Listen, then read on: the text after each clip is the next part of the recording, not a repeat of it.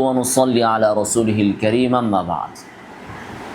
আপনারা হয়তো অবগত আছেন যে ব্রাদার রাহুল আমাকে যে চ্যালেঞ্জ করেছিলেন ওই চ্যালেঞ্জ নিয়ে 1 জুলাই 2026 বাইতুল মুকাররমে ওনার দেওয়া ওনার নির্ধারণ করা স্থান বাইতুল মুকাররমেই ইনশাআল্লাহ বাহাস অনুষ্ঠিত হবে এবং যে কোনোভাবেই হোক আমরা সেই বাহাসকে সফল করার জন্য সর্বোচ্চ ছাড় দিয়ে এবং সর্বোচ্চ বিনয়, ভদ্রতা এবং নম্রতা দেখিয়ে সেই বাহাসকে সফল করার জন্য আমরা চেষ্টা চালিয়ে যাচ্ছি।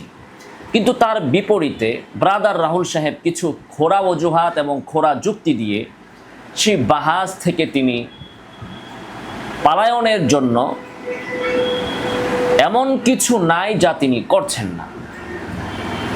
এটাই তো হচ্ছে একজন কাপুরুষ এবং ব্যর্থ লোকের নিদর্শন। যার হিম্মত আছে, তার কোনো ডেট লাগে না, কোনো শর্ত লাগে না, সে নিজ থেকে যুদ্ধের ময়দানে চলে আসে। আর যে কাপুরুষ, সে রণভঙ্গ দিয়ে যুদ্ধের ময়দান থেকে পালিয়ে যায়, সে বিভিন্ন অজুহাত খোঁড়া যুক্তি দিয়ে সে লেজ গুটিয়ে পালিয়ে যায়। যদি হিম্মত থাকে তাহলে আপনি খোঁড়া যুক্তি দেন কেন? মাঠে এসে তারপরে আপনি প্রমাণ করেন যে আপনার হিম্মত আছে। তো আজকে আমি ব্রাদার রাহুল সাহেবকে কিছু প্রশ্ন করব। আমি আশা করি তিনি এই পয়েন্টগুলোর উত্তর দিবেন এবং একটা পয়েন্টও তিনি এড়িয়ে যাবেন না। যদি তিনি আসলেই প্রতারক না হন, কাপুরুষ না হন এবং জনগণকে ধোঁকা দেওয়ার মানসিকতা যদি তার মধ্যে না থাকে। আমি আগেও বলেছিলাম, একটা গল্প দিয়ে বলেছিলাম যে এক কামারের ছেলে, তার হিম্মত নাই বিবাহ করার।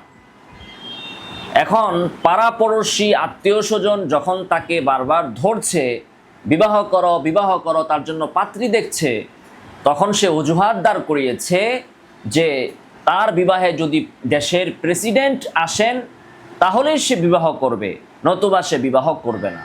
কামারের ছেলে ভালো করেই জানে তার বিবাহে কোনোদিন, তার বিবাহ অনুষ্ঠানে কোনোদিন দেশের প্রেসিডেন্ট আসবেন না। আজকে ব্রাদার রাহুল সে একই নাটক করছেন এবং আমি ইতিমধ্যে যা সংবাদ পেয়েছি, ইতিপূর্বেও ব্রাদার রাহুল যখনই তাকে যোগ্য কোনো ব্যক্তি সরাসরি এভাবে ডিবেট করার জন্য তার চ্যালেঞ্জ গ্রহণ করেছেন, তখন তিনি লেজ ঘুটিয়ে পালিয়ে গিয়েছেন। তো ব্রাদার রাহুলের কাছে আমার কিছু প্রশ্ন।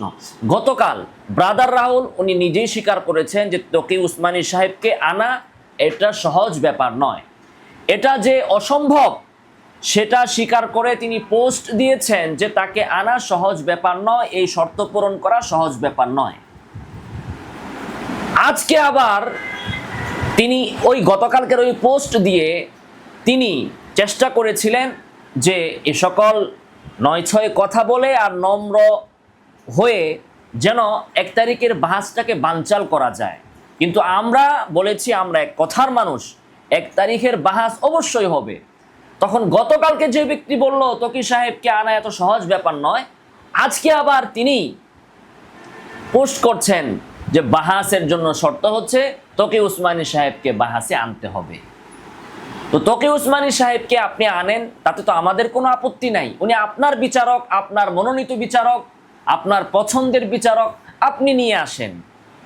আপনার মামুর বাড়ির আবদার মিটানোর দায়িত্ব তো আমার না। আমার কাজ হচ্ছে বাহাস করা, আমি বাহাস করব।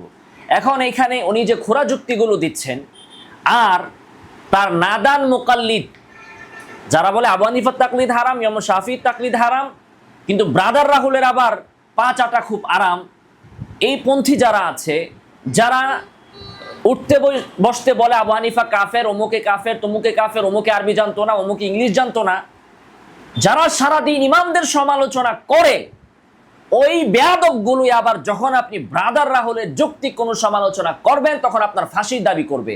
যেমন কিছুদিন আগে একজন আলেম আব্দুল মাজিদ বা এরকম নাম কি সালাফি যেন, উনি ব্রাদার রাহুল সম্পর্কে কিছু সত্য কথা বলেছিলেন যে এ আরবি জানে না, গ্রামার জানে না, এ কিভাবে বাহাস করবে, এই ফেতনা ছড়াচ্ছে। তখন এই ব্যক্তির পিছনে কিন্তু তারা আবার খুব লেগে গিয়েছে এবং তাকে বয়কট করতে হবে, ফাঁসি দিতে হবে, তাকে এই করতে হবে, সেই করতে হবে, এগুলোতে তারা নেমে গিয়েছে। তো যাই হোক, এই ব্রাদার রাহুলের অন্ধ মুকাল্লিদগুলো, এগুলো এই ব্রাদার রাহুলের গরুর রচনা তোতা পাখির মতো বারবার আউড়িয়ে যাচ্ছে। তারা বলছে যে তাকি উসমানী সাহেবকে এবং অমুক অমুককে আনতে হবে। আমি বলেছি আব্দুল মতিন সাহেবকে আনার জন্য আমরা চেষ্টা করব এবং বাংলাদেশের যারা আছে তাদেরকে আমরা আনার জন্য চেষ্টা করব। বাকি এইগুলো আনার দায়িত্ব তো তাদেরকে আনার দায়িত্ব তো আমাদের না। কেন ব্রাদার রাহুলের নির্বাচন করা বিচারক, ব্রাদার রাহুলের মনের খাহেশ, ব্রাদার রাহুলের মামুর বাড়ির আবদার পূরণ করার দায়িত্বকে আমি নিয়েছি নাকি? সে চ্যালেঞ্জ করেছে, দেখাইতে পারলে সে 10টা গোল্ডেন চেইন দিবে, আমি তাকে দেখাবো, পারলে সে গোল্ডেন চেইন দিবে, না পারলে নাই। তাহলে এই তাকে আনতে হবে, অমুককে রাখতে হবে, অমুককে বিচারক আনতে হবে, এগুলোর শর্ত তো ব্রাদার রাহুলের সেই চ্যালেঞ্জে ছিল না। এখন ব্রাদার রাহুল কেন বলছেন যে তাদেরকে আনতে হবে, এ দায়িত্ব আমার? তো উত্তর, ব্রাদার রাহুল উত্তর দিচ্ছে যে এটার আয়োজক আমি, এজন্য আমাকে আনতে হবে। আচ্ছা, ভালো কথা। যদি আয়োজক হিসাবে উনি আমাকে মানেন, তাহলে আয়োজক তার সাধ্য অনুযায়ী আয়োজন করবেন। আয়োজক তো তার মামুর বাড়ির আবদার পূরণ করার দায়িত্ব নেবে না। আপনি একটা দাওয়াতের ইন্তজাম করলেন, ব্রাদার রাহুলকে দাওয়াত দিলেন, তো আপনি আপনার সাধ্য অনুযায়ী গরু, খাসি, মুরগির ব্যবস্থা করবেন। এখন ব্রাদার রাহুল যদি বলে যে না, আমার জন্য হরিণের ব্যবস্থা করতে হবে, বা ওই যে এরা ঘুইসাপ নাকি খায়, বা শিয়াল খাওয়াও নাকি এরা অনেক সময় জায়েজ মনে করে, শুনেছি, বাস্তবতা জানি না, ওগুলোর যদি আবদার করে, সেই আবদার পূরণ করার দায়িত্ব কি আয়োজকের? আমাকে যদি উনি আয়োজক মানেন, তাহলে আমি যাকে পারবো তাকে আনবো। সালাফিদের থেকে হোক, হানাফিদের থেকে হোক, সে বলো কাদেরকে লাগবে, আমি যাকে পারি তাকে আনবো। কিন্তু পাকিস্তান থেকে এরকম একজন ব্যক্তি, যিনি, যাকে তারেক রহমানও যদি চান তারপরও তাকে আনা সহজ নয়, এমন ব্যক্তির কে আনার শর্ত করা মানেই হচ্ছে ওই কামারের ছেলের মতো, সে নিজের দুর্বলতার জন্য বিবাহ করতে ভয় পাচ্ছে, কিন্তু সেটা মুখে বলতে লজ্জা পাচ্ছে। তো তাকি উসমানী সাহেবকে আনা, এটা ব্রাদার রাহুলের মনের খাহেশ এবং তার আবদার। আমি আয়োজক, আমি তো আমার মতো করে আয়োজন করব। তো একদিকে আমাকে আয়োজন মানবে, অথচ আয়োজনের সমস্ত শর্ত সারায়াত এবং আয়োজন করতে হবে তার উসুল মোতাবেক, তাহলে আমাকে সে আয়োজক মানলো কি করে? যদি আমাকে আয়োজক মানে, তাহলে আমি আমার মতো আয়োজন করব, আর উনি যদি মনে করে তার মতো করে আয়োজন করতে হবে, তাহলে তিনি আয়োজন করুন, আমি তো আমার মতো আয়োজন করব। এখন ব্রাদার রাহুল বলছে আয়োজক আমি, কিন্তু আয়োজন করতে হবে আবার রাহুলের মন মতো, এটা তো হবে না। এই হচ্ছে প্রথম পয়েন্ট। আমাকে সে আয়োজক মানে কিনা, যদি মানে তাহলে আমি আমার মতো আয়োজন করব। আর যদি উনি ওনার খায়েশ মতো আয়োজন চান, তাহলে তিনি আয়োজন করুন, তিনি নিয়ে আসুন তোকে উসমানীকে, মদিনার ইমামকে, তারপরে সৌদি আরবের প্রেসিডেন্টকে, আমেরিকার প্রেসিডেন্টকে, আরো যা আছে তার যা মনে চায়, জাতিসংঘের মহাসচিবকে, তার যাকে মনে চায় সে তাকে নিয়ে আসুক না, সে আয়োজন করুক। আর আমাকে যদি আয়োজক মানে, তাহলে আমি আমার মতো করে আয়োজন করব। এই হচ্ছে এক। 2 নম্বর প্রশ্ন ব্রাদার রাহুলের কাছে, যে আমি কেন আয়োজক হব এখানে? চ্যালেঞ্জ তো ব্রাদার রাহুল করেছেন, উনি চ্যালেঞ্জ দিয়েছেন যে এই হাদিসটা বুখারী থেকে দেখাতে পারলে তিনি আমাকে 10টা গোল্ডেন চেইন দিবেন। তাহলে চ্যালেঞ্জ তিনি করেছেন, আমি কেন আয়োজক হব? রাহুল সাহেবের তোতা পাখির উত্তর হবে এটা যে না না না, আমি তো চ্যালেঞ্জ দিয়েছিলাম দেখাতে পারলে, কিন্তু আমি, অর্থাৎ উনি বলবেন যে রাকিব সাহেব বলেছেন পরবর্তীতে যে এটা নিয়ে আমরা যাত্রাবাড়ি আহলে হাদিস মাদ্রাসায় বিচারক নিয়ে বসবো, তাহলে এটা তো আমি বলি নাই, এটা তো রাকিব সাহেব বলেছেন, অতএব এটা নতুন চ্যালেঞ্জ হিসাবে উনি গণ্য করছেন। ভালো কথা, আমি মেনে নিলাম এটা আমার নতুন চ্যালেঞ্জ। তো প্রথমে চ্যালেঞ্জ করেছেন রাহুল সাহেব, 2 নম্বরে আমারটাকে তিনি নতুন চ্যালেঞ্জ বলছেন, যদিও এটা আমার নতুন চ্যালেঞ্জ নয়, বরং তার বিষয় তো একটাই, তার ওই বিষয়ে বসার জন্য আমি ফর্মুলা বলে দিয়েছি। কারণ তিনি চ্যালেঞ্জ করে বসে থাকবেন সেটা তো হবে না, এটা তো অগ্রসর হতে হবে, সেই অগ্রসর হওয়ার জন্য ফর্মুলা আমি বলেছি। তো এই ফর্মুলাটাকে যদি তিনি ভিন্ন নতুন চ্যালেঞ্জ ধরেন, তাহলে প্রথম চ্যালেঞ্জ রাহুল করেছেন, দ্বিতীয় চ্যালেঞ্জ আমি করেছি। 3 নম্বরে রাহুল সাহেব বলেছেন আমার দ্বিতীয় চ্যালেঞ্জকে তিনি বাদ দিয়ে দিয়েছেন, তিনি আমার জায়গায় আমার বিচারক নিয়ে তিনি বসতে সম্মত হননি। তিনি নতুন করে আবার চ্যালেঞ্জ করেছেন বাইতুল মুকাররমে বসতে হবে এবং তাকি উসমানী সাহেব এবং অমুক অমুক আসবেন, অমুক অমুককে রাখতে হবে। তাহলে 3 নম্বরটাও তো নতুন চ্যালেঞ্জ। আমি তো 2 নম্বরে যখন বলেছি তখন তো আমি তাকি সাহেবের নামও বলি নাই, বাইতুল মুকাররমও বলি নাই। তাহলে রাহুল সাহেব 3 নম্বরে যেটা বললেন সেটাও তো নতুন। আমার 2 নম্বরটা যদি নতুন হয়, তাহলে রাহুলও তো আবার নতুন করে চ্যালেঞ্জ দিয়েছে যে বাইতুল মুকাররমে বসবে, তকি উসমানী সাহেব আসবে। তাহলে তকি উসমানী সাহেব আসবেন, বাইতুল মুকাররমে বসবেন, এই চ্যালেঞ্জ কি আমি দিয়েছি না রাহুল দিয়েছেন? রাহুল সাহেব দিয়েছেন। তাহলে চ্যালেঞ্জ তো তাহলে উনিই দিলেন। প্রথম চ্যালেঞ্জও উনি দিয়েছেন, 2 নম্বরে আমি ফর্মুলা বলছি, তিনি বলছেন যে না, এই ফর্মুলাটা একটা নতুন চ্যালেঞ্জ, অতএব এটার আয়োজন আমার করতে হবে। তাহলে ওই 2 নম্বর চ্যালেঞ্জ মোতাবেক তিনি তো বসেন নাই, তিনি তো তার 3 নম্বর চ্যালেঞ্জ বাইতুল মুকাররমে হবে এবং বিচারক নিয়ে বসতে হবে, 3 নম্বর চ্যালেঞ্জ উনি দিয়েছেন। এটাও একটা নতুন চ্যালেঞ্জ। আমার যাত্রাবাড়িতে বসার কথা বলা যদি নতুন চ্যালেঞ্জ হয়, তাহলে বাইতুল মুকাররমে তকি উসমানী সাহেবকে নিয়ে বসাটা কেন নতুন চ্যালেঞ্জ হবে না? তাহলে এই চ্যালেঞ্জ সর্বশেষ, তাহলে চ্যালেঞ্জ হচ্ছে রাহুলের নতুন চ্যালেঞ্জ, ওইটা বাইতুল মুকাররমে তকি সাহেবকে নিয়ে বসতে হবে। আমি সম্মত হয়েছি। তাহলে চ্যালেঞ্জ রাহুল সাহেবের, আয়োজক তো তিনি। তাহলে তকি উসমানী সাহেবকে হোক, বাইতুল মুকাররমের কি বলে মদিনা ইউনিভার্সিটির কি বলে উস্তাদগণ হোক, প্রেসিডেন্ট হোক, প্রিন্সিপাল হোক, আর আব্দুর রহমান সুদাইস হোক, চ্যালেঞ্জ রাহুল সাহেব করেছেন, স্থানও তিনি দিয়েছেন, আয়োজকও তিনি, সবাইকে নিয়ে তাকে আসতে হবে। অতএব উনি কেন আমার গাড়ি চাপিয়ে দিচ্ছেন? আমি আবারও খোলাসা করছি, আমি যাত্রাবাড়ি মাদ্রাসায় বসতে বলাটা যদি আমার নতুন চ্যালেঞ্জ হয়ে থাকে, তাহলে বাইতুল মুকাররমে বসতে বলাও তো নতুন চ্যালেঞ্জ। ওই চ্যালেঞ্জ আমি গ্রহণ করেছি, আমার 2 নম্বরটা তো উনি গ্রহণ করেন নাই। আমি তো বলেছি যাত্রাবাড়ি বড় মাদ্রাসায় আব্দুল্লাহ বিন আব্দুর রাজ্জাক, জাকারিয়া সাহেব বা এই ধরনের আলেমদেরকে নিয়ে বসা। আমি কোনো ব্যক্তিকে 100% শর্ত দেনে প্রস্তাব দিয়েছি, তাদের মতো যে কাউকে, আব্দুল্লাহ সাহেবকে না পেলে আরেকজন, আরেকজনকে না পেলে আরেকজন, এভাবে নিয়ে আপনি বসুন। তো এটা তো তিনি গ্রহণ করেন না, এটা তো বাদ। আমার চ্যালেঞ্জ তো বাদ হয়ে গেছে। 3 নম্বরে রাহুল সাহেব নতুন করে চ্যালেঞ্জ দিয়েছেন, বাইতুল মুকাররমে বসতে হবে, তাকি উসমানী সাহেব থাকবেন, অমুকে থাকবেন, তমুকে থাকবেন, তমুক থাকবেন। তাহলে 3 নম্বর চ্যালেঞ্জ, 2 নম্বরটা তো বাদ, 2 নম্বরটা বাতিল। 3 নম্বর চ্যালেঞ্জ উনি দিয়েছেন, তাহলে বসুন। আপনার চ্যালেঞ্জ মোতাবেক আমি অ্যাকসেপ্ট করেছি। চ্যালেঞ্জ দাতা আপনি, আয়োজন আপনাকে করতে হবে। আপনি শর্ত করেছেন তমুকের আসতে হবে, সেই শর্ত বাস্তবায়ন আপনি করবেন। আপনার শর্তের বাস্তবায়ন আমি কেন করব? অতএব আমি তার কাছে জানতে চাবো যে 2টা কথার উত্তর উনি দিবেন। 3 নম্বর হচ্ছে, উনি গতকালকে বুঝাতে চেয়েছেন যে অনলাইনে বসতে চান।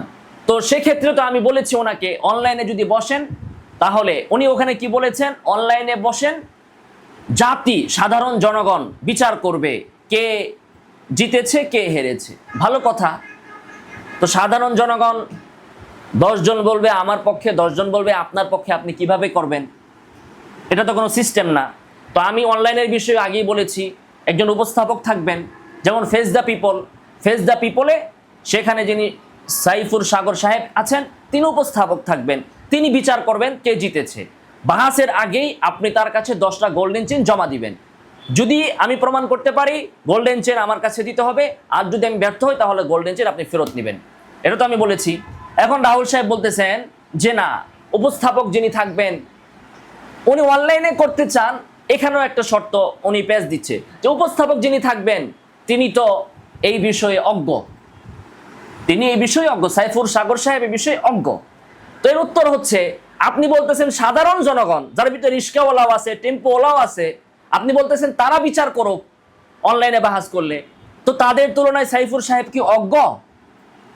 তাদের তুলনায় রিস্কাওয়ালা, টেম্পোওয়ালা, সাধারণ জনগণ সবাই তো আছে এর ভিতরে। হ্যাঁ, সবজি ব্যবসায়ী, কলা ব্যবসায়ী, শুটকি ব্যবসায়ী, মেমোরি লোডকারী, রাহুল সাহেবের মতো সবাই তো এই ভিতরে আছে।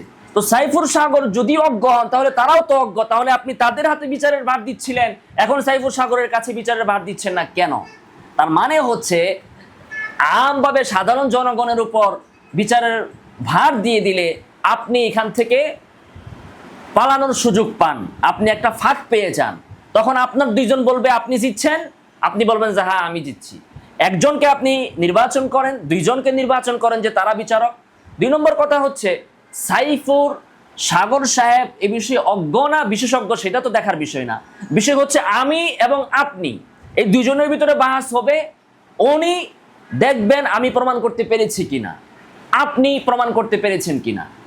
আমাদের কথার উপর, আমাদের বাহাসের উপর উনি ফলাফল দিবেন। এই বিষয়টা সম্পর্কে তার খুব বেশি বিশেষজ্ঞ হওয়ারও প্রয়োজন নাই। আর আপনি যে চটি বইগুলো পড়েন বাংলাতে তো সেগুলো ঠিক না, আপনার তো স্লাইডেও আছে, এগুলো আপনি সাগর সাহেবকে দিয়ে দেন। সাগর সাহেব আর আপনার ভিতরে তেমন কি পার্থক্য আছে? আপনিও সূরা কেরাত জানেন না, সূরা ফাতিহাও জানেন না, সাগর সাহেব জানে কি জানে না সেটা আমি জানি না। আপনিও আরবি ভাষা জানেন না, সাগর সাহেবও জানেন না।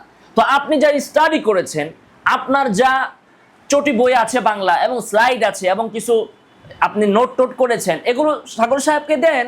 উনি 1-2 সপ্তাহ স্টাডি করবে, করে তারপরে বসবে। তাহলে উনি তো আপনার মতো, আপনার যতটুকু আছে ওটুকু তার হয়ে গেল।